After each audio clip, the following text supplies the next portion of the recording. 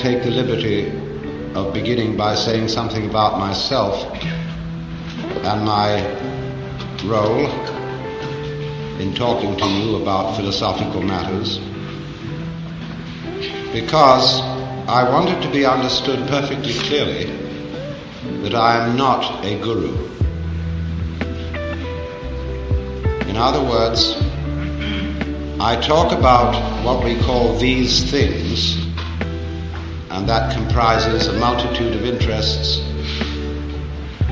concerning Oriental philosophy, psychotherapy, religion, mysticism, etc. I talk about these things because I'm interested in them and because I enjoy talking about them. And every sensible person makes his living by doing what he enjoys doing. And that explains me. Now, in saying therefore that I am not a guru, that means also that I'm not trying to help you or improve you. I accept you as you are. I am not out, therefore, to save the world. Of course, when a stream, a bubbling spring, flows out from the mountains, it's doing its thing. And if a thirsty traveler helps himself, well, that's fine. When a bird sings, it doesn't sing for the advancement of music. But if somebody stops to listen and is delighted, that's fine. And so I talk in the same spirit. I don't have a group of followers. I'm not trying to make disciples, because I work on the principle of a physician rather than a clergyman. A physician is always trying to get rid of his patients and send them away healthy to stand on their own feet, whereas a clergyman is trying to get them as members of a religious organization so that they will continue to pay their pledges, pay off the mortgage on an expensive building, and generally belong to the church, boost its membership, and thereby prove by sheer weight of numbers the veracity of its tenets.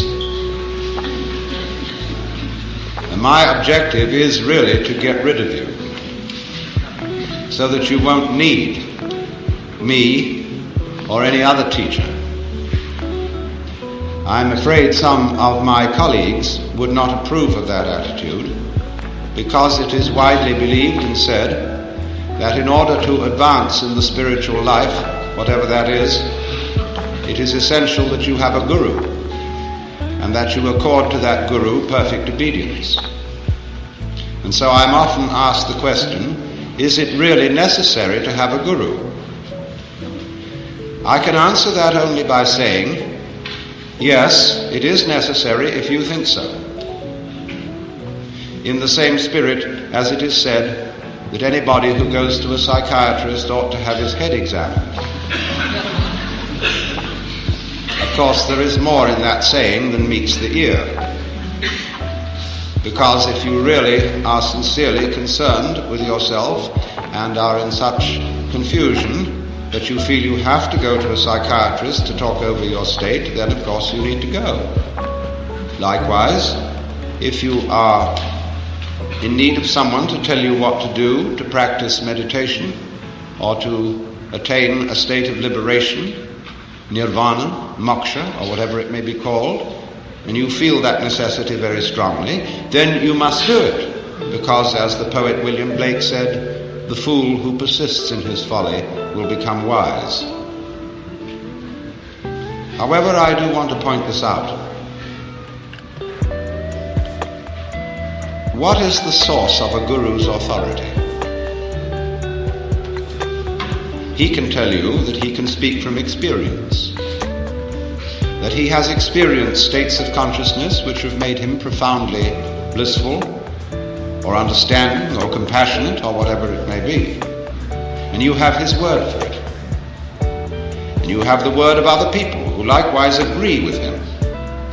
But each one of them, and you in turn, agree with him out of your own opinion and by your own judgment. And so it is you that are the source of the teacher's authority. And that is true whether he speaks as an individual or whether he speaks as the representative of a tradition or a church. You may say that you take the Bible as your authority, or the Roman Catholic Church. And the Roman Catholic following very often says that the individual mystical experience is not to be trusted because of its liability to be interpreted in a whimsical and purely personal way, and that it has to be guarded against excesses by the substantial and objective traditions of the Church. But those traditions are held to be substantial and objective only because those who follow believe it to be so. They say so.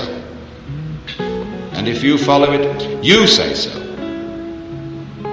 So the question comes back to you. Why do you believe? Why do you form this opinion? Upon what basis does all this rest? Well, of course, almost everybody is looking for help. Unless, when I was younger, so much younger than today, I never needed anybody's help in any way. But there is this feeling of a certain helplessness, of being alone and somewhat confused in an unpredictable, wayward, external world of happenings. And this world of happenings includes an enormous amount of suffering, tragedy, and we wonder why we're here, how we got here, and in short, what to do about the capital P problem of capital L life, to which should be added death, because it seems to be certain that we're all going to die, and that death may be a painful process.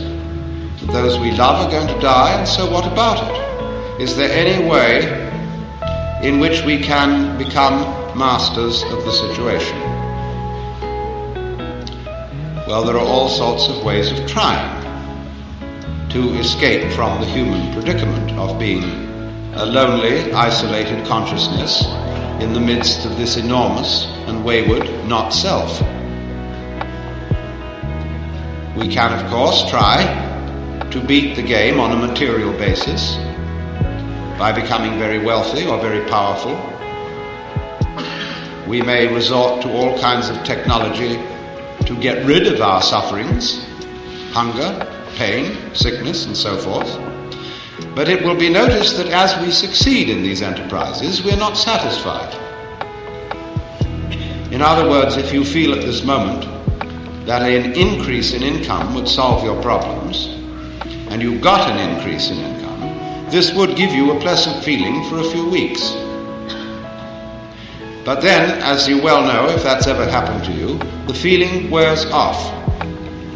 And you may stop worrying about paying your debts and start worrying about whether you will get sick.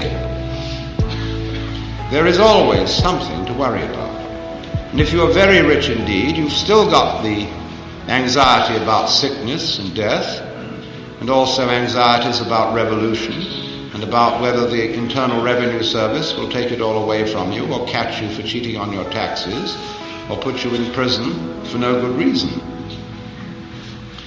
There is always this worry. And so you realize that the problem of life does not really consist in your external circumstances, because you worry whatever they are. The problem consists rather in what you call your mind.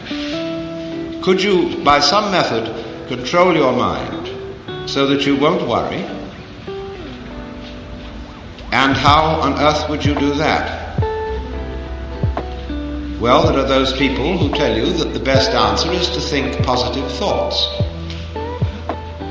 to be peaceful, to breathe slowly and hum gently, and get yourself into a peaceful state of mind by repeating affirmations such as all is light, all is God, all is good, or whatever it may be.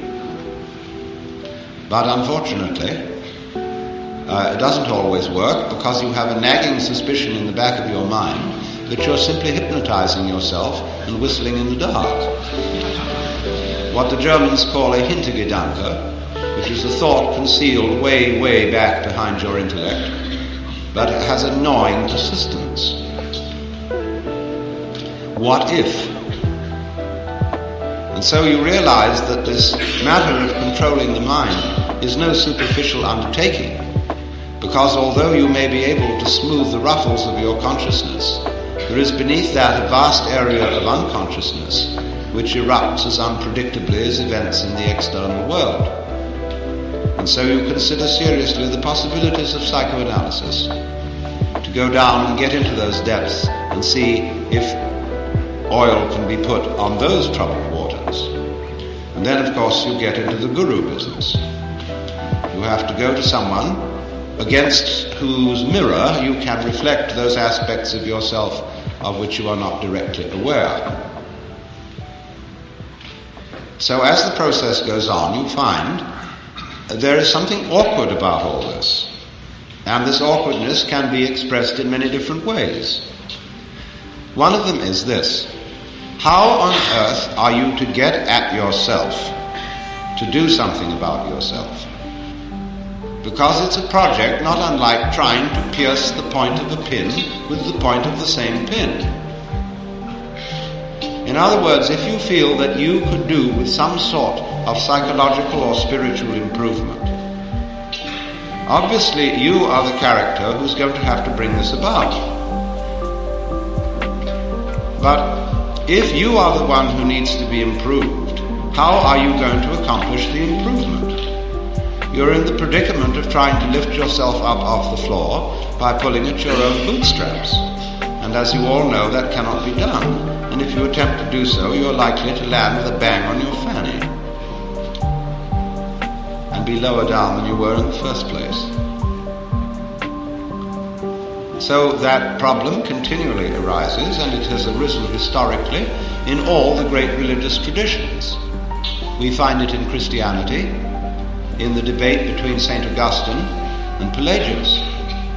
When Pelagius said that if God had given us a commandment to love him and to love our neighbors, he would not have done so unless we could obey it. St. Augustine countered and said, yes, but the commandment was not given in order for it to be obeyed. God never expected that it would be obeyed, because we were incapable of loving anyone but ourselves. The commandment was therefore given to convince us of our sinfulness, from which we could be rescued only by divine grace, that is to say, by the infusion of our souls with a power beyond them. And that was more or less the doctrine for which the Church settled. The puzzle has always been, therefore, how to get grace.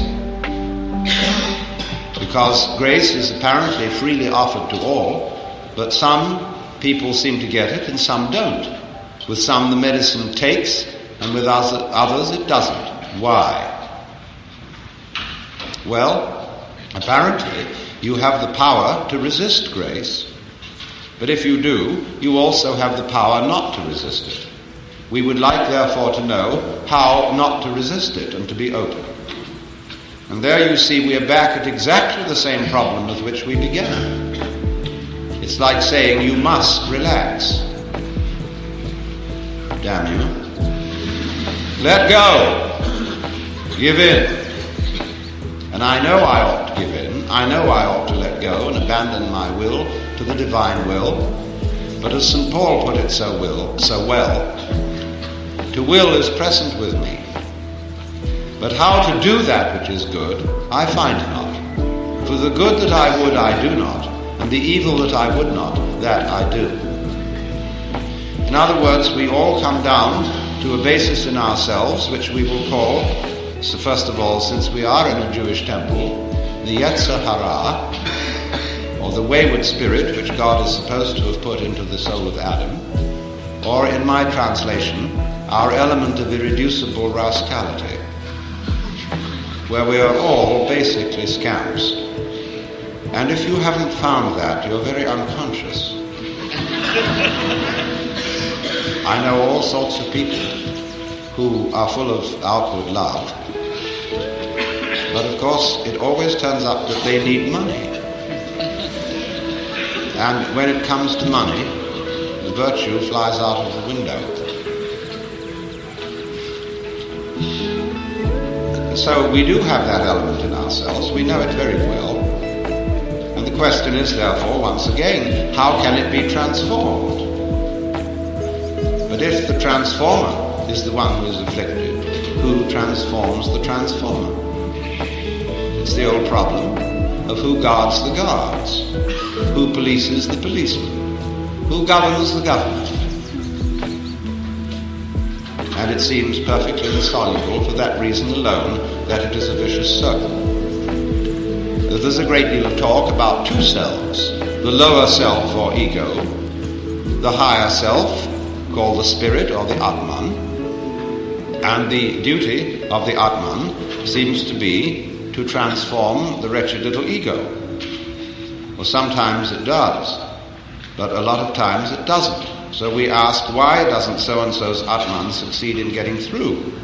Is his ego too strong? If so, who will weaken it? Is his Atman too weak? And if so, why? For surely aren't all Atmans the same? The puzzle remains. So let's take a look at what we're trying to accomplish. We're trying to get better. We are out after that type of experience which we will call the positive, the good, the light, the living, and to get away from the negative, the evil, the dark, and the dead. Unfortunately, however, human experience, human consciousness, knows by contrast. We are equipped with a nervous system where the neurons either fire or don't fire. All that we are aware of is made up of an extremely complicated arrangement of yes and no. And by recording on magnetic tape impulses, there are areas where there is a pulse and there are areas where there is not a pulse. And by so doing we can tape almost any form of human experience.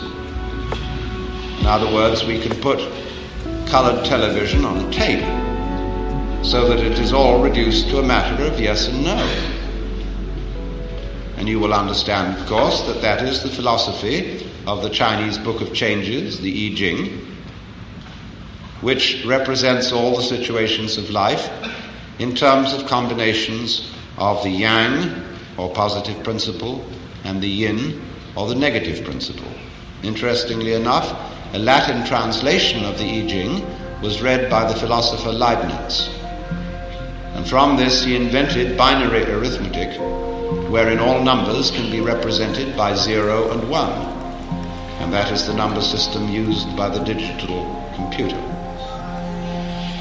which lies behind all our electronic ingenuity, this great extension of the nervous system which is based on the same principle. But you see what we are trying to do. We are trying to have yang without yin. We are trying to arrange a life game in which there is winning without losing.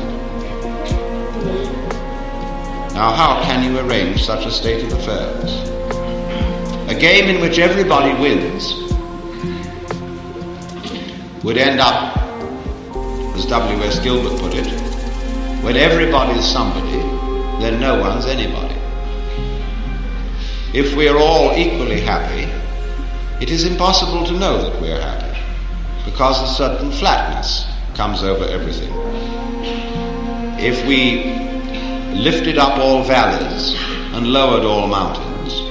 We should have the sort of thing they are attempting to do with bulldozers in the Hollywood Hills, to the destruction of the ecology, in ghastly fulfillment of the biblical prophecy that every mountain, every valley should be exalted, and every mountain laid low, and the rough places made plain.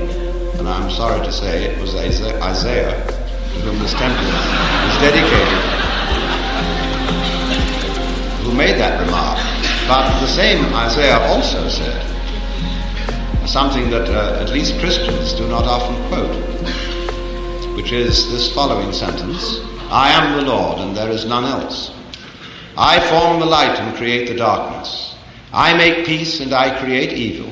I, the Lord, do all these things. In spite of which, everybody is busy trying to be good,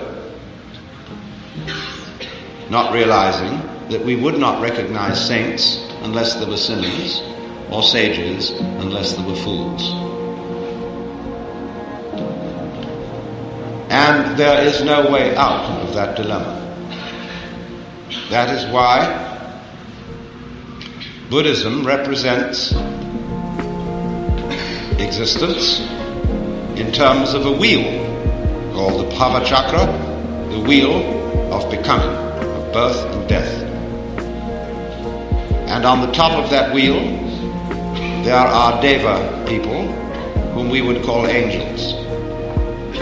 And at the bottom of the wheel there are Naraka, or tormented people in purgatory.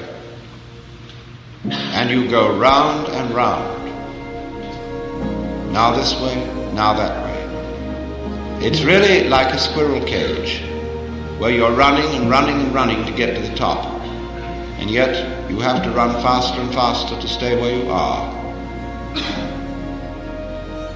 And that's why there is always the sense of the more you succeed in any scale of either worldly or spiritual progress, the more you have the haunting feeling that you're still in the same place.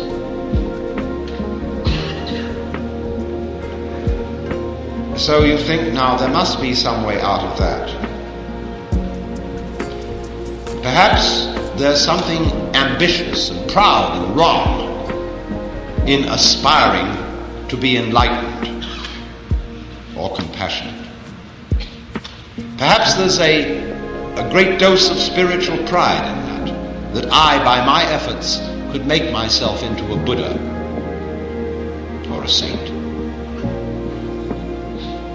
And therefore, perhaps the thing to do is to try to eliminate all desire. Not only the desire for worldly success, but likewise the desire for spiritual success. For the Buddha proposed that desire was the root of suffering, and therefore suggested to his hearers that if they eliminated desire or clinging, they might cease from suffering. But you must realize that the so-called teachings of the Buddha are not doctrines in the sense that the Jews and the Christians and the Muslims have doctrines. They are proposals. They are the opening steps in a dialogue. And if you go away and try not to desire in any way, you will very quickly discover that you are desiring not to desire. And so we very rapidly come to a situation where you discover that with regard to your own transformation, everything you try to do about it doesn't work. It may have some sort of temporary success to make you feel better, but again and again you come back to the same old gnawing problem. And that is why people interested in spiritual things tend to move from one sect to another, from one teacher to another, always hoping that they will meet one who has the answer. Of course, then there are many teachers who say, indeed, there is nothing you can do. And therefore you have to practice non-doing, as the Taoists call it, wu wei, non-striving. But then you find in turn that it's extraordinarily difficult not to strive. It's like trying not to think of a green elephant. And immediately you think of it.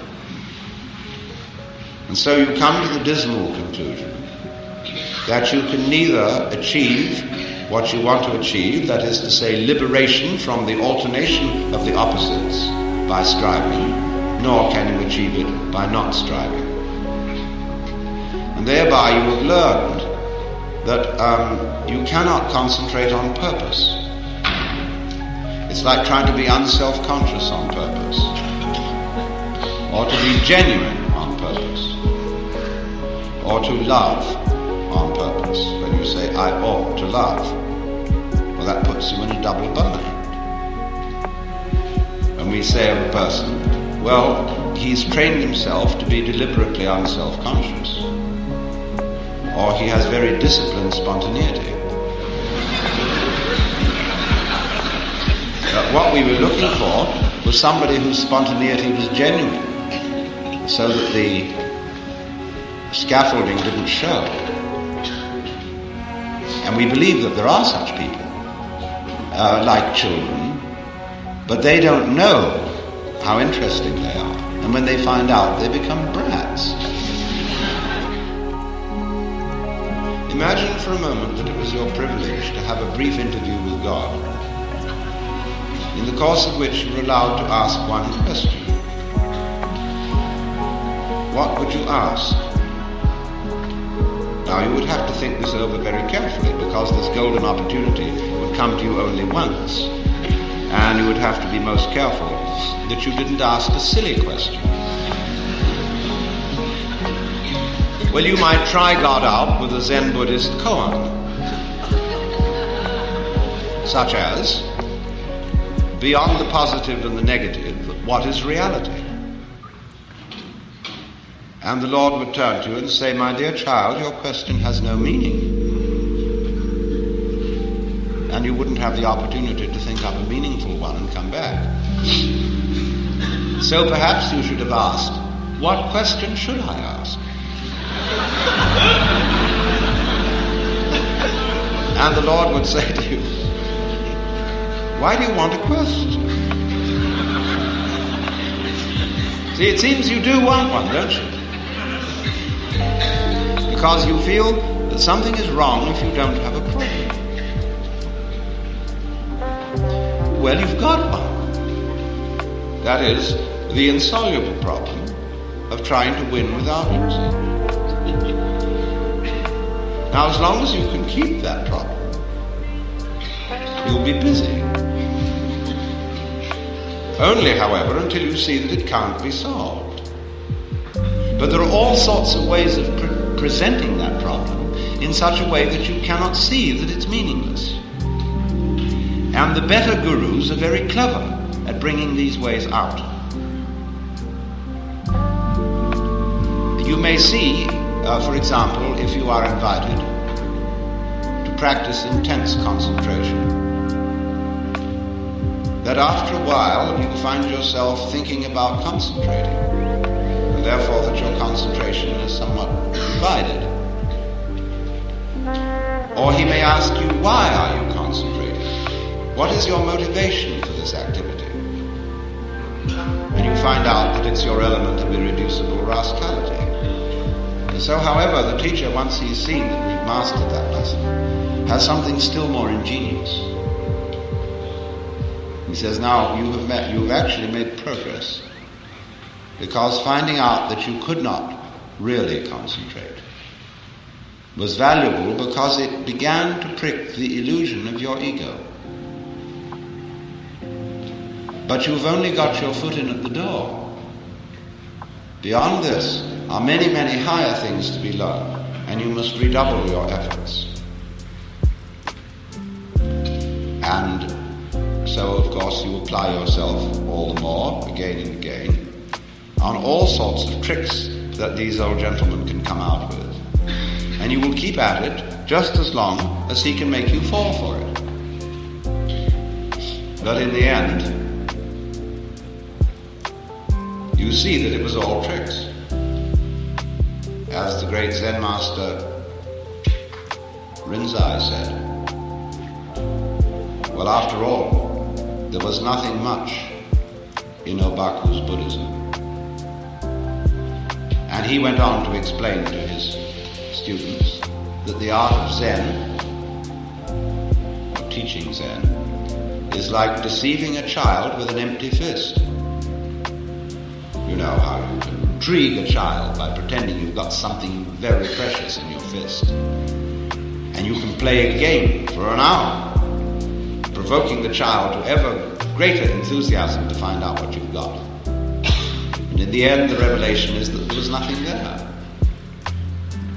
So many people say, in the course of their Zen training, I realized there was nothing to realize. It was all there from the beginning. Because you see, standing opposite to the realization that you can't do anything about it,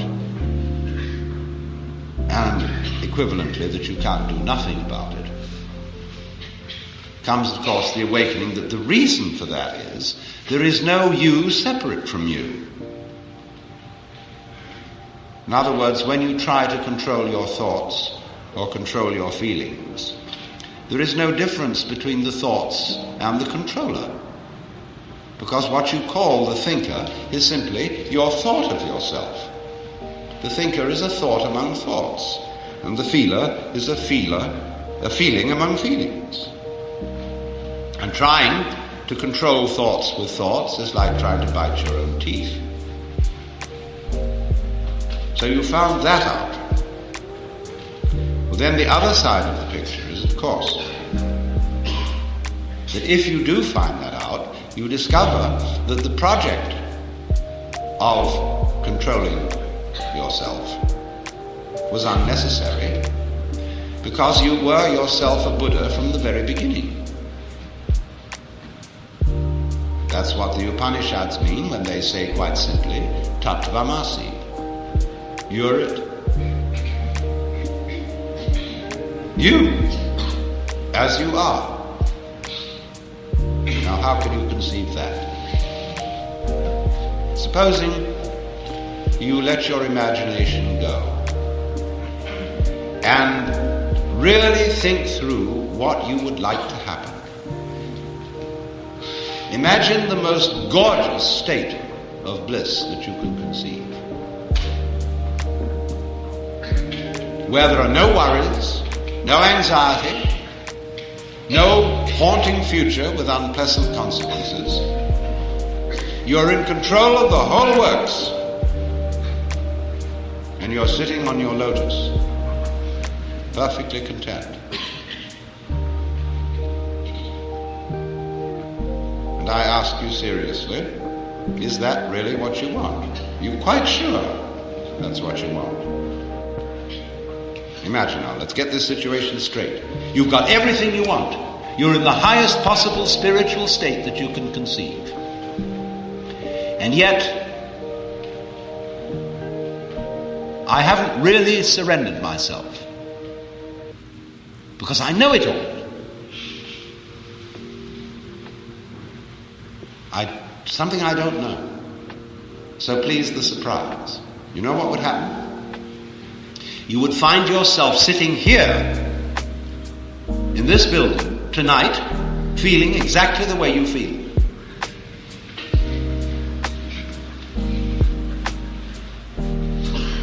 There's your answer. Because after all, don't you have it all? Look.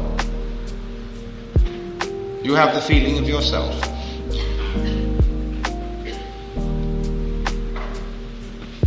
But the feeling of self depends on there being at the same time a contrast. The feeling of other. The self has a certain sensation of being in control of life to some extent through voluntary action. The will seems to have a certain freedom. And yet, on the other hand, there are limits to that. And it seems in the end, life sweeps us away and we are overwhelmed by the involuntary. And yet the voluntary keeps popping up. New voluntaries come into the world with every baby. So you see, you couldn't have the experience you call being a voluntarily acting self without the contrast of the involuntary happening. Now, do you want to be without the involuntary happening? You want to get rid of that? All right. If you get rid of it, you won't have the experience of the voluntary self. Or would you like to turn it the other way around? Would you like to have the experience of no voluntary self? And on the other hand, everything just happens. Well, then you say, well, I'm not sure about that. Because then I would feel at first that I was floating. See, that I had no further responsibilities. That I was just walking on air. And we do get that feeling sometimes. If you take the ideas of determinism and fatalism to their final conclusion, you do have that sense of freedom from all responsibility. Freedom from worry and care. And you float along for a while, but it wears off. You don't somehow seem to be able to follow out that philosophy consistently. Especially if you have children. And somehow society begins to push on you to be responsible, as it pushes on children to be responsible. And so this nagging duality keeps coming back. That I cannot realize the nice irresponsible condition of involuntary behavior unless I have the contrast of the possibility of the voluntary, and vice versa. Now what does that mean? Obviously it means that these two aspects or sides of our experience, which we can call the voluntary and the involuntary, the knower and the known, the subject and the object, the self and the other, although appearing to be two, are indeed one. Because you can't have one without the other. And when that state of affairs arises, you know at once that there's a conspiracy. That two things which look as different can be are for that very reason the same.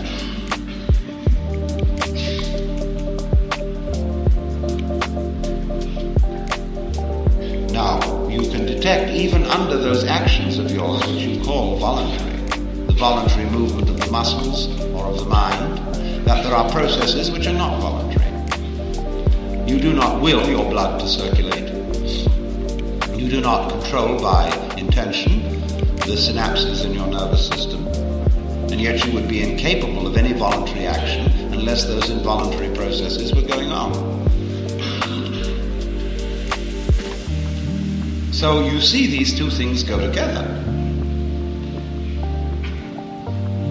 And you begin to realize something which is rather difficult to describe. That what you call your experience is a do happening. We don't have good words for this. We have some words which have this sort of sense, like the word cleave, which means to stick together or to hold together, and also to split. And the word sacer in Latin means holy and accursed. And so I would like to propose we all should find some word for a do happening, because it's all a do happening. That's what Buddhists mean when they talk about karma. The word karma means action. And when something happens to you, be it good or bad, they say it is your karma. That means quite simply it is your doing. But you say, I didn't mean to do that. No. One school of thought will explain it by saying, but you see, you did something in a former life or at a former time, which now has this consequence. But that's a very superficial understanding of karma. You don't need to believe in reincarnation to understand karma. Karma is simply that you don't let your left hand know what your right hand is doing. That with one aspect you are doing what you call the environment, and with the other aspect you are doing what you call the organism, the me, this living body. But as you cannot conceive possibly the existence of a living body with no environment, that is the clue that the two are basically one. Like the two poles of a magnet, north is quite different from south, and yet it's all one magnet. So in precisely the same way, you are both what you do and what happens to you. So that you have a little game in which you play that what happens to you, that you're not responsible for. That's not you, see? You're only responsible for this side of it. And then you can compete with the other side. What it's like is this. Get 2 knitting pins, one in each hand, and have a fencing match with yourself. And really sincerely try to stick the other hand. But that other hand must really sincerely be trying to stick the first one and also to defend itself. It's like playing chess with yourself. See? Now, it won't work. You'll come to a sort of standstill unless you decide for your right hand that that's the one that's really going to win. Well, then you've broken the rule of the game, you see. Well, that's what we do. That's what is called by both the Hindus and the Buddhists avidya, ignorance, which really better means ignorance. So what it comes down to, you see, is basically this. Just in the same way that the authority of the Guru is your authority. You did it. So the place where you are in life is where you've put yourself.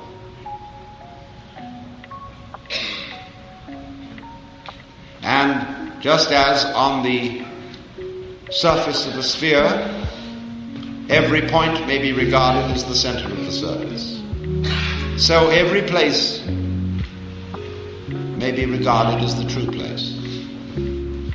And everyone's in his true place.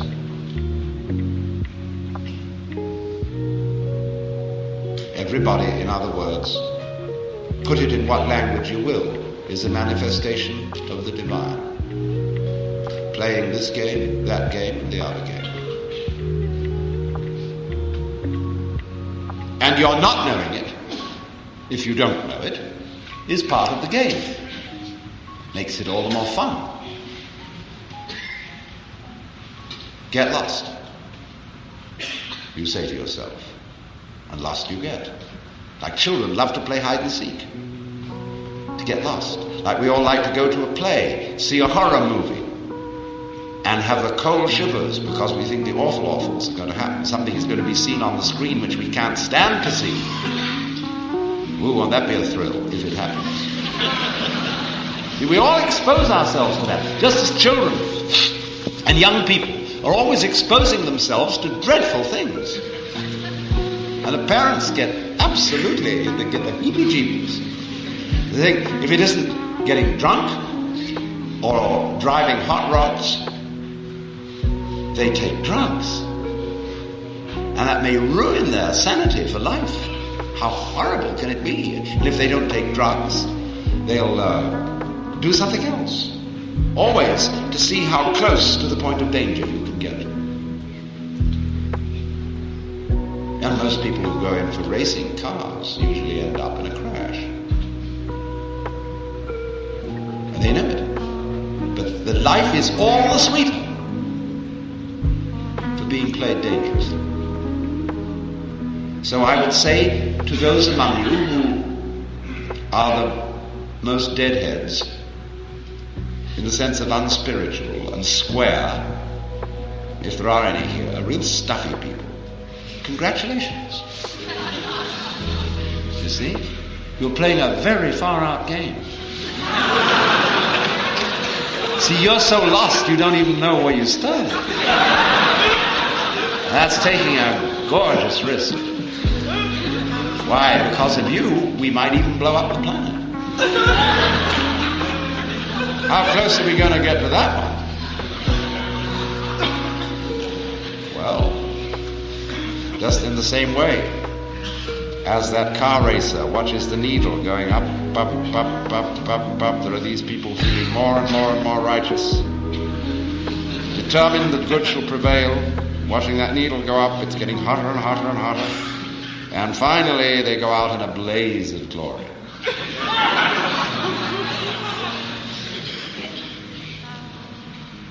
And then when the dust settles, they say, "Whew, that was a close squeak." I mean, that was quite a dream we've woken up from. See, where will we go next? See, that's the point, simple. That's why I would say that my function is liberative. I want you to see that it's you. It's not me. It's not Swami so-and-so. It's not Buddha so-and-so. It's not Saint so-and-so. It's you. You do.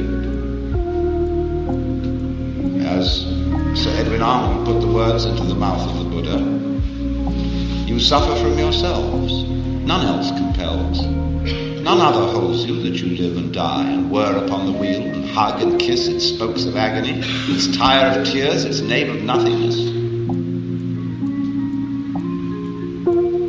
One of the old Zen masters went to his teacher and said, "What is the way to liberation?"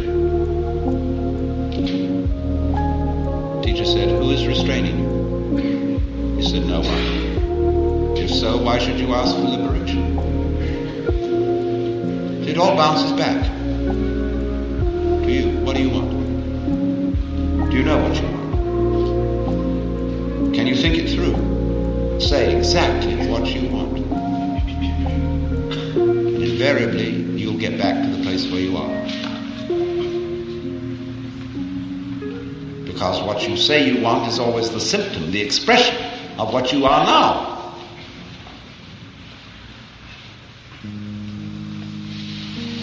If then that is the case, that it's all there because you're doing it. Why meditate? Why do anything of a so-called spiritual nature? People don't understand really what meditation is. They take it up like they take up psychotherapy or a course in weight reduction in order to be better. But if you do that, you are not practicing what is called jhana, or yoga, or Zen. That's not it at all. Meditation is the one human activity which has no purpose. Buddhas, who are supposed to have attained everything, are invariably shown in some sort of meditation posture. Why should they meditate anymore? Because that just happens to be the way that a Buddha sits when he sits. When he sits, he sits. When he walks, he walks. He's not going anywhere. He's just going for a walk. Because he digs it. See, to dig, the very word means not merely to appreciate, but to penetrate. To go to the heart of the matter and to penetrate the moment. To get right to the root of the moment is nowhere else than the center of you, where you are. It's where you start this whole thing. So to get with yourself is to get at the moment where you begin all this questioning. Where does the question come from? Where does the desire spring from? Well, that's you. And that you is the point from which the whole universe is created. Flowing back into the past like the wake of a ship. Wake doesn't drive the ship. It's the ship that makes the wake. So here you are, producing it. A meditation is just sitting and watching it happen. And it's not done because it's good for you. It's done for fun. I might even say meditation is a fun thing. And if it isn't, you're not meditating. There's an awful game that meditators play, which is competitive suffering.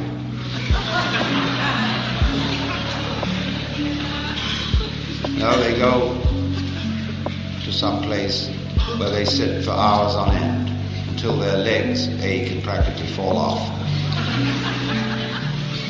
And they come back and brag about they sat through all those hours of leg aching. Now, it's very difficult to put down people who are suffering. Because after all, one has a natural sympathy for pain. But I sometimes want to say, for goodness sake, don't throw your suffering at me in that way and in that spirit. Don't brag about it. Don't one-up me by saying, well, I've suffered more than you have. People do things like that. They say, well, I'm more aware of my shortcomings than you are. I'm more tolerant than you are. I recognize more than you do what a rascal I am. There are every kind of way of one-upping somebody else in order to play the game in which I always win. So once we get into that kind of thing with the meditation scene, we get into hierarchies and ranks and degrees and who has attained number 7, who has attained number 9, and the expert guru will always put a stage higher than anybody's thought of, so as to see how far your ambition will run. And so this goes on endlessly, until you suddenly wake up and begin real meditation by realizing that you were there. That you do really meditate all the time by virtue of existing all the time. Only you miss that eternal now by always looking for something next minute, expecting a result. Now you can't say, let me not expect a result, because one does anyhow. And so you may just as well sit and enjoy it.